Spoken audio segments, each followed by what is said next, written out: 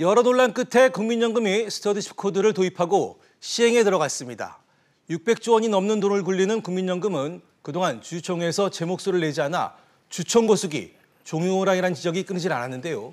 기관 투자자들의 의결권 행사 지침인 스튜어드십 코드 도입으로 주주권 강화에 나선 배경부터 짚어보겠습니다. 자, 장지영 기자. 먼저 스튜어드십 코드 단어도 어렵고 생소한 분들 많을 텐데 의미와 도입 배경은 뭔지부터 좀 짚어볼까요? 네, 스튜어드는 우리말로 집사라는 뜻인데요. 예. 주인의 재산을 관리하는 집사처럼 국민연금 같은 기관 투자가들이 가입자 재산을 제대로 관리하기 위해 투자기업의 의사결정에 적극 참여하는 등 주주로서의 역할을 충실히 수행하는 행동 지침입니다. 네. 2008년 글로벌 금융위기의 원인 중 하나가 기관 투자가들이 투자 회사에 대한 위험 관리를 제대로 하지 못했기 때문이란 반성에서 출발을 했는데요. 2010년 영국을 시작으로 일본, 캐나다 등 20여 개 국가에서 현재 도입하고 있습니다. 그렇군요. 그런데 사실 이 스튜어드십 코드의 논의가 된 지 꽤 됐단 말이에요. 근데 국내에서 언제부터 본격적인 논의가 됐나요?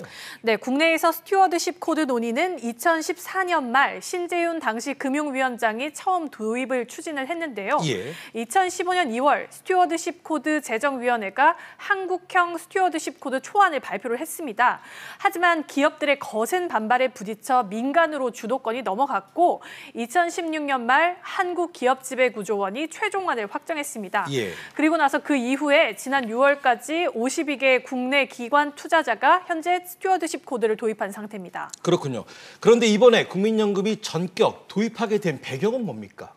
네, 2015년 삼성물산과 제일모직 합병 당시 삼성물산의 일대 주주였던 국민연금은 합병이 기금 운용에 불리했는데도 불구하고 청와대의 지시를 받아 찬성했다는 사실이 추후에 알려졌죠. 예. 이때 스튜어드십 코드 도입이 급물살을 타게 됐습니다. 당시 합병으로 이재용 삼성전자 부회장은 수조 원에 달하는 경영승계 비용을 절감했지만 국민들의 노후 자금은 약 3천억 원대의 피해를 입게 됐습니다. 국민들의 노후 자산을 잘 굴려서 수익을 내야 할 국민연금이 오히려 정치적인 외압에 휘둘려서 손해를 끼쳤다는 반성이 전격 도입의 도화선이 된 겁니다. 그렇군요. 사실 국민연금은 국내 주식시장의 큰손, 공룡으로 불릴 정도로 영향력이 상당하단 말입니다. 그런데도 소극적인 행보로 주총 거수기라는 비판을 면치 못해왔어요?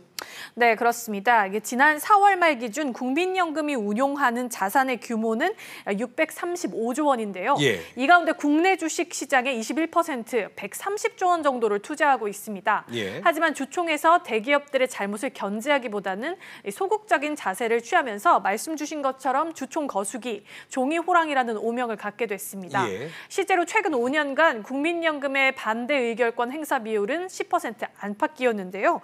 특히 횡령, 배임 등으로 사회적 물의를 일으킨 재벌 사주의 사내이사 재선임 안건 등 민감한 사안에서 기권을 하거나 중립의사로 몸을 사렸다는 경우가 많았다는 지적입니다.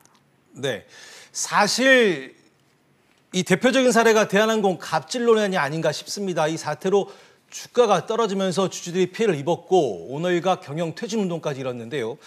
사실상 이런 오너일가의 전횡을 견제할 장치가 없었던 거죠. 네, 대한항공 지배 구조를 좀 살펴보면요. 예. 최대 주주가 지주사인 한진칼인데요.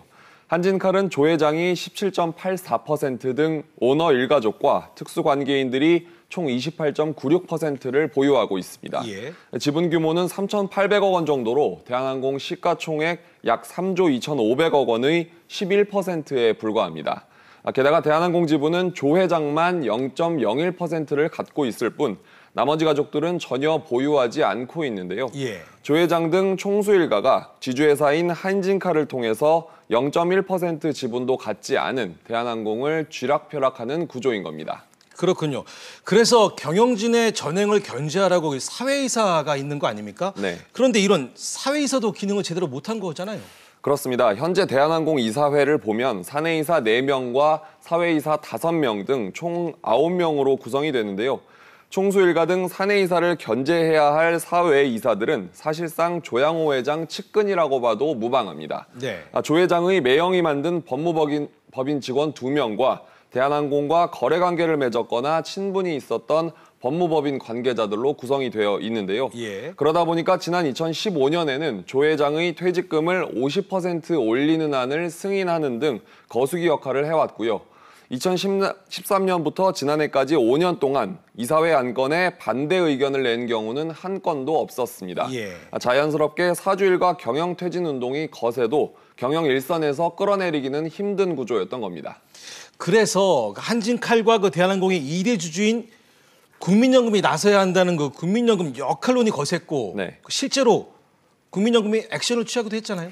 네, 지난 6월 초였습니다. 네. 국민연금은 대한항공 총수 일가의 일탈 행위와 관련해서 태결 방안을 묻는 공개 서한을 보냈었는데요. 예. 대한항공은 이에 대해서 경영 정상화를 위해 최선을 다하고 있다. 이렇게 한 줄만의 답신만 보낸 것으로 알려졌습니다. 국민연금의 첫 주주권 행사로 관심을 모았습니다만 총수 일가의 경영 퇴진이라는 실질적인 변화를 이끌어내지는 못한 겁니다. 예. 하지만 스튜어드십 코드 도입으로 제한적이지만 경영 참여의 길이 열린 만큼 앞으로 대한항공 오너 일가의 경영권 박탈까지도 가능할 수 있을 것으로 보입니다. 예.